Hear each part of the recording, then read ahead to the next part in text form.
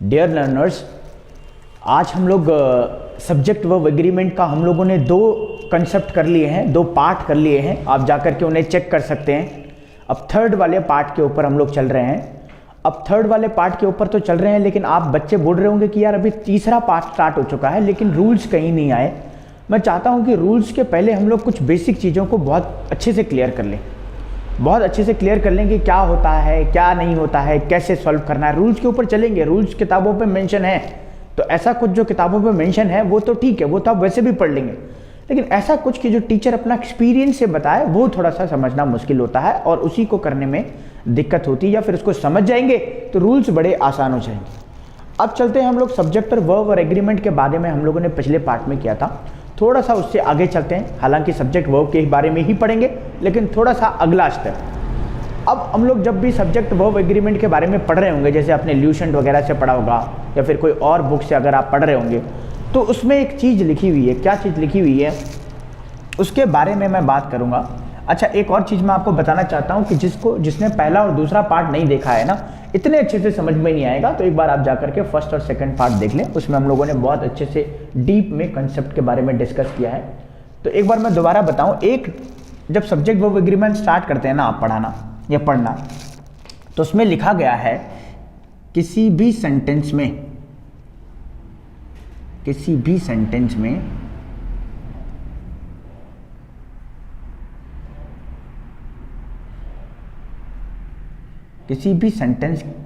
Sentence का जो subject है, किसी भी सेंटेंस का जो सब्जेक्ट है वो नंबर और पर्सन के साथ वर्ब का एग्रीमेंट होना चाहिए।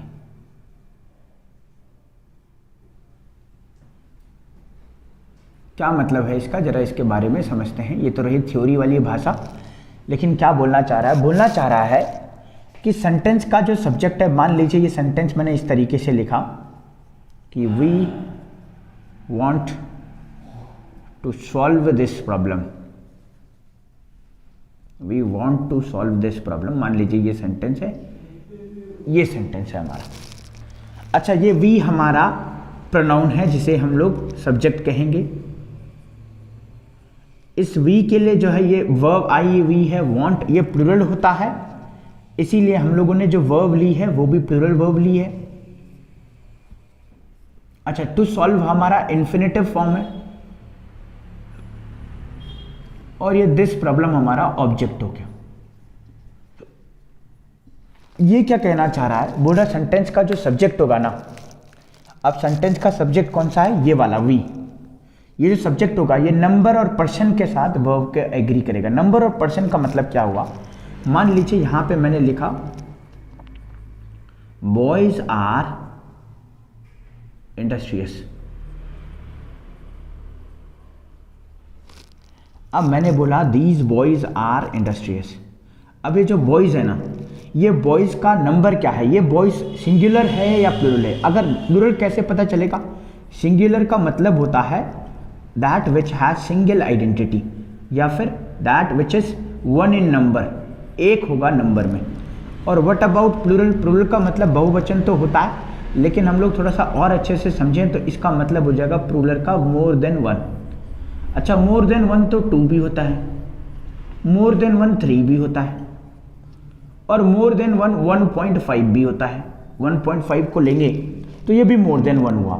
लेकिन पर्सन के केस में 1.5, 1.2, 1.75 नहीं ले सकते, क्योंकि पर्सन या तो 1 होगा या तो 2 होंगे, 1 या 2 होंगे, लेकिन एक से ज़्यादा 1.5 या 1.2 नहीं हो सकता।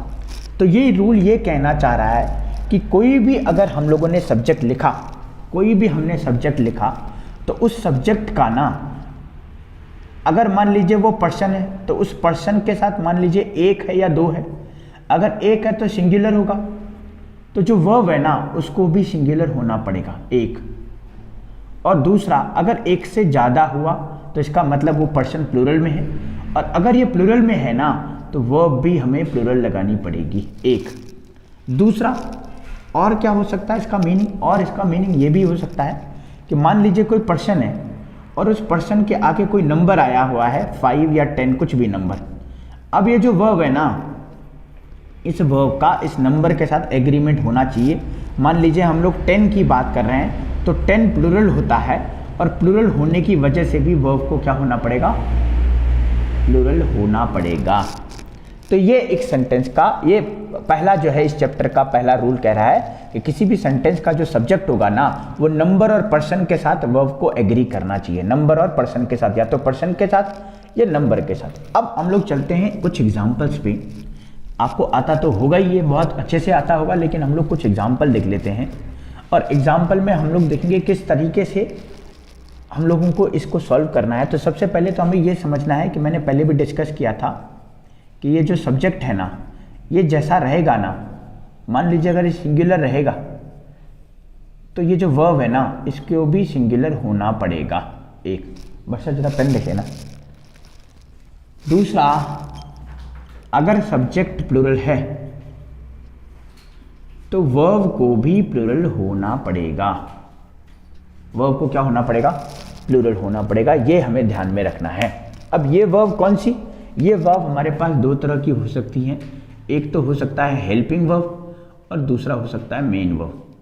ये भी हमारे पास हेल्पिंग वर्ब या फिर मेन वर्ब। एक मॉडल का केस भी आता है, वो हम लोग बाद में समझेंगे।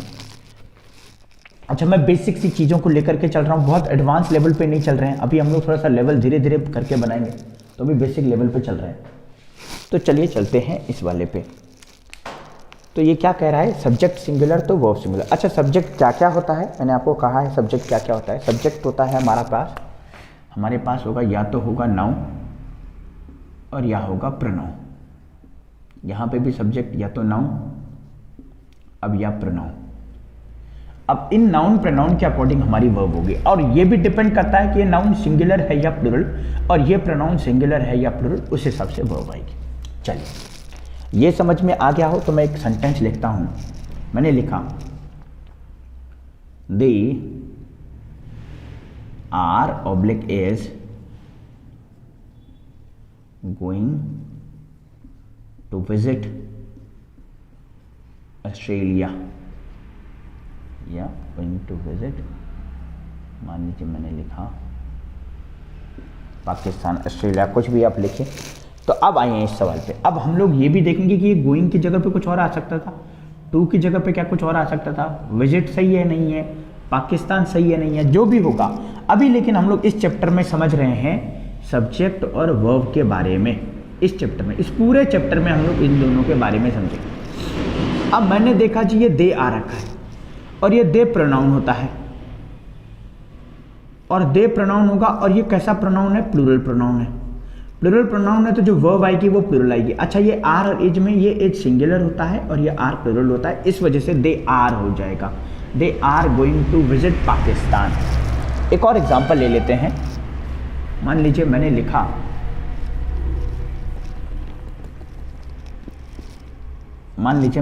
ही don't know anything, he don't know anything. मान लीजिए मैंने लिखा ही डोंट नो एनीथिंग। अब देखो, एक गाना भी आपने शायद सुना होगा, सी डोंट नो, बहुत फेमस गाना है सी डोंट नो, इसको भी आपने सुना होगा। अब हमें देखना है कि क्या सही होगा। सर थोड़ा और देखना, कोई दूसरा पेन, सारे पेन, कोई नया पेन दे दो, ये पुराने हैं शायद। अब देखना, ही डोंट नो एनीथिंग और सी डोंट नो। अब हमने सी डोंट नो सुना है और हमने सुना है कि सी डोंट नो होता है या सी डोंट नो बोलते हैं, तो ये सही है, और ही डोंट नो भी सही है। लेकिन अब एनीथिंग के बारे में हम लोग डिस्कस नहीं करेंगे। नो हमारी वर्ब हो गई जो मेन वर्ब है, ये नो हमारी मेन वर्ब है, और मेन वर्ब जब विदाउट एस और ई एस आती है तो इसको प्लूरल कंसिडर करते हैं। मेन वर्ब जब विदाउट एस और ई एस आती है तो प्लूरल कंसिडर करते हैं। What about this? This is also the part of verb, or we call this helping verb. ये क्या है, ये भी helping verb है। ये क्या है, ही, ये ही हमारा प्रोनाउन है जी।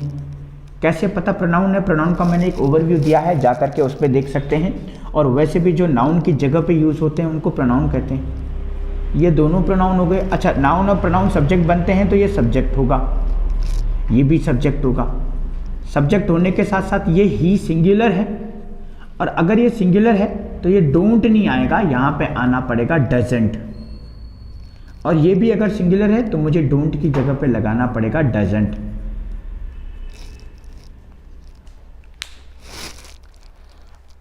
अच्छा, फिर जिन्होंने शी डोंट नो कहा है, क्या वो गलत है? बिल्कुल वो गलत है, ग्रामेटिकली देखा जाए तो गलत है। लेकिन अगर आप सब कम्युनिकेशन की भाषा में देख रहे हैं, वो भी गलती है, लेकिन वो डिपेंड करता है कि आप किसके सामने बोल रहे हैं। अगर कोई ऐसा पर्सन जो इंग्लिश बिल्कुल नहीं जानता है तो हो सकता है वो आपको अप्रिशिएट करे, लेकिन कोई ऐसा पर्सन जो आपको बहुत अच्छे तरीके से जानता है या फिर इंग्लिश को बहुत अच्छे तरीके से जानता है, वो कभी आपको अप्रिशिएट नहीं करेगा। तो ये हम लोगों ने 2 क्वेश्चन देखे। कुछ और क्वेश्चंस लेते हैं, मैं कुछ और क्वेश्चंस लेता हूँ ताकि हम लोग बहुत अच्छे से करें इसको। ऐसा ना हो कि हमने पढ़ तो लिया है लेकिन समझ में नहीं आया। मान लीजिए मैंने एक सेंटेंस लिखा,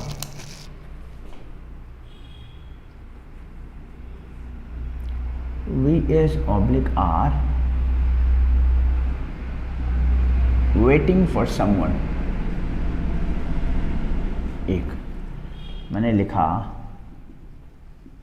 this city is oblique are full of joy. 2 example मैंने लिखे, Ramesh stays in this hotel, और दूसरा लिखा मैंने,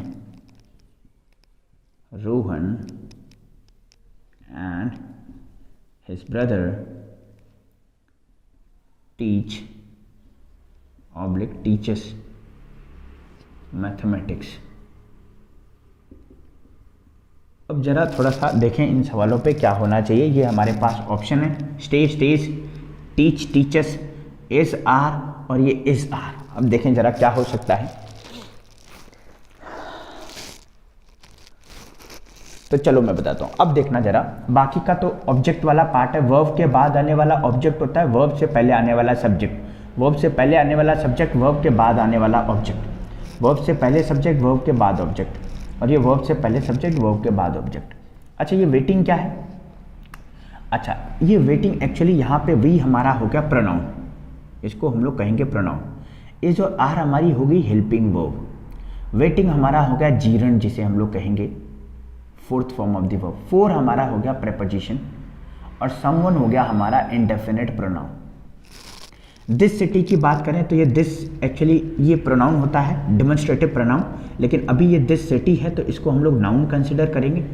ये हमारा हेल्पिंग वर्ब हो गया। और फुल ऑफ जॉय, फुल तो एक्चुअली एडजेक्टिव होता है, लेकिन ये फुल ऑफ जॉय है तो ये पूरा का पूरा फ्रेज हो गया। वापस बात करें रमेश की तो ये नाउन हो गया हमारा। स्टे और स्टेज हमारी मेन वर्ब हो गई। इन हमारा प्रेपोजिशन हो गया। दिस हमारा demonstrative pronoun, this, that, these, those, hotel हमारा नाउन हो गया। आगे बात करें रोहन एंड हिज ब्रदर की। रोहन हमारा नाउन हो गया। एंड तो हमारा होता है कंजंक्शन जिससे सेंटेंस जुड़ते हैं या लेटर जुड़ता है या वर्ड जुड़ता है, तो यहाँ पे रोहन और हिज ब्रदर को एंड से जुड़ा है। अब हिज ब्रदर पूरा का पूरा, ये हिज एक्चुअली पॉसेसिव प्रोनाउन है। मैं आपको बताऊंगा ये सब कैसे हम लोग करेंगे, अभी आप बस समझिए चीज़ों को। अभी हम लोगों को सिर्फ वैसे तो सिर्फ 2 ही चीज़ें समझनी है, लेकिन कोई ऐसा बच्चा जो जानता हो सब चीज़ तो उसकी वो चीज़ें क्लियर हो जाएंगी, और जो बच्चे नहीं भी जानते हैं हम लोग उनको भी कंसिडर करेंगे, लेकिन अभी जस्ट हम लोग ओवरव्यू ले रहे हैं। हिज ब्रदर हमारा ये एज ए नाउन की तरह ट्रीट होता है, या नाउन इक्विवेलेंट कहा जाएगा। टीच और टीचर्स हमारी मेन वर्ब के पार्ट हो जाएंगे। मैथमेटिक्स नाउन हो जाएगा। अब चलें आगे, हमें पहले वाले पे कंसिडर करना है इज और आर। कई बच्चे तो सोच रहे होंगे यार वी आर होगा बस, दैट्स इट, और क्या है। लेकिन वी आर तो होगा, लेकिन होगा कैसे, और इससे रिलेटेड फिर और क्वेश्चंस बनने हैं। तो यहाँ पे तो वी आर आप कर लोगे, लेकिन जब एनडीए सीडीएस में क्वेश्चंस आते हैं तब नहीं कर पाते हैं। तो फिर क्यों नहीं कर पाते? क्योंकि यहाँ ध्यान नहीं दिया। तो अब देखें जरा, तो वी जो है प्रोनाउन है, और ये प्रोनाउन कैसा है, ये प्लूरल है। और हम लोगों ने सुना था कि भाई नाउन और प्रोनाउन सब्जेक्ट बनता है, और प्रोनाउन यहाँ पे भी है, whether it is a part of pronoun, है ना। तो ये भी पार्ट ऑफ प्रोनाउन है, पर्सनल प्रोनाउन है, ये इंडेफिनिट प्रोनाउन है। तो या तो ये सब्जेक्ट है या ये सब्जेक्ट है, बाकी तो जीरंड है, ये हेल्पिंग वर्ब है। तो ये तो अलग अलग हो गए, फोर प्रेपोजिशन है। नाउन और प्रोनाउन सब्जेक्ट होता है, तो या तो ये सब्जेक्ट है या ये सब्जेक्ट है। अब ये एक्चुअली प्रेपोजिशन के बाद आ रहा है, और प्रेपोजिशन के बाद कभी भी नाउन प्रोनाउन आए तो उनको ऑब्जेक्ट कहा जाएगा। तो ये अगर ऑब्जेक्ट हो गया तो फिर ये सब्जेक्ट होगा, और ये सब्जेक्ट है तो वर्ब जो है वो इसके अकॉर्डिंग आएगी। अच्छा, समवन के अकॉर्डिंग वर्ब आती तो इज लगा लेते, समवन इज वेटिंग फॉर, मान लीजिए वी की जगह अस कर लेते। लेकिन अभी हम लोग वी के अकॉर्डिंग लगाएंगे तो वी के अकॉर्डिंग जो करेक्ट होगा वो आर होगा। क्यों? ये प्लूरल है। अब इज और आर में जो प्लूरल है वो आर ही होता है। एक और चीज मैंने आपको बताया, प्लूरल वर्ब भी होता है, प्लूरल हैव भी होता है, लेकिन ये कुछ ऐसी वर्ब्स होते हैं जो पेयर में चलती है, हमेशा जोड़े में चलती है, इसलिए हमें आर ही लगाना है। एक दूसरे वाले की बात करें, दिस सिटी सिंगुलर होता है। दिस सिटी मतलब एक सिटी के बारे में बात कर रहा है, डेमोन्स्ट्रेटिव प्रोनाउन है। एक सिटी है तो भाई सिंगुलर करना है। अब हमने पता था कि भाई आर प्लूरल होता है तो इसका जो सिंगुलर होता है वो इस, तो हमने लगा दिया this city is full of Joy. ये दो एग्जाम्पल जो है ना, this was the first, this was the second, the third one and the fourth one, ये दो एग्जाम्पल मैंने क्या किए हैं, थोड़ा सा मेन वर्ब के लिए है। ये इज और आर आपको बताना सही होगा। और वो बच्चे जो सोच रहे थे कि भाई वी का आर होता है, दिस सिटी का इज होता है, तो यहाँ पे वो बच्चे कंफ्यूज हो जाएंगे। यही बच्चे यहाँ पे कंफ्यूज जाएंगे। यहाँ पे टीच आएगा कि टीचर्स आएगा, स्टे आएगा कि स्टेज आएगा, या फिर उन्हें लगता होगा कि ये वर्ड तो हमने कभी सुने ही नहीं, टीचर्स हमने कभी सुना ही नहीं है। टीचर्स सुना है, टीचर्स नहीं सुना है, स्टे सुना है, स्टेज नहीं सुना है। और ऐसा कभी हमारे एग्जाम में आता है तो हम इसको गलत कर देते हैं क्योंकि हमने कभी सुना ही नहीं है, लेकिन ऐसा नहीं है। दोबारा से चलते, ये रमेश है, ये नाउन है, और ये नाउन है तो ये सिंगुलर होगा, सॉरी नाउन है तो सिंगुलर नाउन है। नाउन दो तरीके से हो सकते हैं, प्लूरल भी हो सकता है। What about this hotel, hotel noun है और ये सिंगुलर है। अच्छा, होटल्स भी हो सकते हैं, और अगर यहाँ पे होटल्स भी होता तो ये दिस की जगह पे दीज हो जाता। बाकी गलत सही हम लोग बाद में देखते हैं, लेकिन होटल्स हो सकता है। अब अगर होटल की बात करें, दिस होटल की, तो भी सिंगुलर आएगी, और रमेश की बात करेंगे तो भी सिंगुलर आएगी। लेकिन अभी तो यहाँ प्रीपोजिशन के बाद ऑब्जेक्ट नहीं है। पहले तो हमने पहचाना भाई ऑब्जेक्ट है इसलिए नहीं आएगा। यहाँ कैसे पहचानेंगे कि भाई ये ऑब्जेक्ट है और ये सब्जेक्ट है, कैसे पहचानेंगे? देखो, एक तो इस तरीके से पहचान सकते हैं कि मेन वर्ब के बाद आने वाला ऑब्जेक्ट होता है, तो मेन वर्ब से पहले वाला सब्जेक्ट, इस तरीके से सब्जेक्ट पहचान सकते हैं। और अगर ये सब्जेक्ट आपने पहचान लिया तो दूसरा सब्जेक्ट नहीं होगा, दूसरा ऑब्जेक्ट होगा। कैसे? जिसका नाम रोहन है उसका नाम रोहन होगा, और जिसका नाम श्याम है उसका नाम श्याम होगा। रोहन श्याम नहीं हो सकता और श्याम रोहन नहीं हो सकता। तो अगर ये नाउन, अगर ये सब्जेक्ट है तो ये ऑब्जेक्ट नहीं हो सकता, वो कोई और है। तो ये सिंगुलर है तो हम लोगों ने भाई सिंगुलर करने के लिए मेन वर्ब के साथ एस और ई एस लगा दिया, ये स्टेज। और रोहन एंड हिज ब्रदर, अब एक तो हमने मान लीजिए रोहन और एक उसका ब्रदर एक। अच्छा, ब्रदर्स कर लेते तो भाई दो हो जाते, दो और एक तीन। दो मतलब ये नंबर एक से ज़्यादा होता, कितने हैं नहीं पता, लेकिन एक से ज़्यादा होता। अगर एक से ज़्यादा है तो प्लूरल है। अभी तो दो एंड के साथ कनेक्ट हैं तो हम लोग टीच लगा देंगे। ये अपोजिट वाले हैं, ये सिंगुलर करना था तो स्टेज कर दिया, प्लूरल करना था तो टीच कर लिया, विदाउट एस और ई एस कर लिया। अब ये आपने थोड़ा सा समझे हो, और मुझे डेफिनेटली ऐसा लगता है कि इन दोनों में आपको कन्फ्यूजन होगा, और इन दोनों को कन्फ्यूजन को, इसको आप बड़ी आसानी से सरल कर लिया होगा आपने, और इन दोनों में कन्फ्यूजन होगा। और इन दोनों में कन्फ्यूजन क्यों है? क्योंकि इन दोनों को आपने अच्छे से नहीं देखा। अब मैं क्या करता हूँ, इसको समझाता हूँ और अच्छे तरीके से कैसे हो सकता है। इसको समझने के लिए आपको एक कॉन्सेप्ट याद रखना पड़ेगा। वो कॉन्सेप्ट आपको मैं भी याद दिलाता रहूँगा बार बार, और आपको भी याद रखना है। कौन सा कॉन्सेप्ट है उसके बारे में चलते हैं। कोई भी नाउन जब एस और ई एस के साथ आता है तो we can consider that word a plural noun. और कोई भी वर्ब अगर एस और ई एस के साथ आती है, एस और ई एस मतलब which ever is suitable for that particular word, S और ई एस के साथ आती है तो उसको हम लोग सिंगुलर वर्ब कंसिडर करेंगे। अब ये देखना, ये अपोजिट हो गए, ये प्लूरल था ये सिंगुलर हो गया। अच्छा, ये प्लूरल था तो ये भी प्लूरल होना चाहिए था, नहीं, लेकिन ये प्लूरल था तो ये सिंगुलर हो गया। और यहाँ पे एस और एस दोनों के साथ लगता है, बस ये नाउन और वर्ब अलग अलग है। अच्छा, वर्ब भी हमारे पास दो तरह की है, एक हेल्पिंग वर्ब और एक मेन वर्ब। तो हम किस वर्ब की बात कर रहे हैं? हम लोग बात कर रहे हैं मेन वर्ब की। क्यों? ये हेल्पिंग वर्ब की जो सिंगुलर प्लूरल फॉर्म होती है वो तो फिक्स होती है, लेकिन मेन वर्ब का क्या होता है? अगर मान लीजिए मैंने बात करा स्टे का, तो एस और ई एस लगाएंगे तो स्टेज हो जाएगा, और एस और ई एस लगाएंगे और ये वर्ब है तो वर्ब के साथ एस और ई एस लगा करके सिंगुलर बन जाता है। और ये रहा हमारा वर्ब, ये बिना एस और ई एस के साथ है, तो बिना एस और ई एस के साथ अगर हटा देंगे तो ये सिंगुलर की जगह प्लूरल आ जाएगा। तो ये हमें थोड़ा सा ध्यान रखना है। क्या? अगर नाउन के साथ एस और ई एस लगाएंगे तो ये बन जाएगा सिंगुलर नाउन, और वर्ब के साथ एस और ई एस लगाएंगे तो ये बन जाएगा सिंगुलर वर्ब। तो इतना हमें ध्यान में रखना है। एक और एग्जाम्पल, मैंने दो एग्जाम्पल और ले लेते हैं जिससे आपको और अच्छे से समझ में आ जाए। मैंने लिखा mobile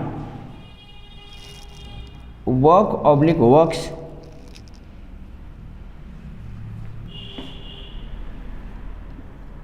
faster than our hands, than our brain। और दूसरा मैंने लिखा मोबाइल एंड कंप्यूटर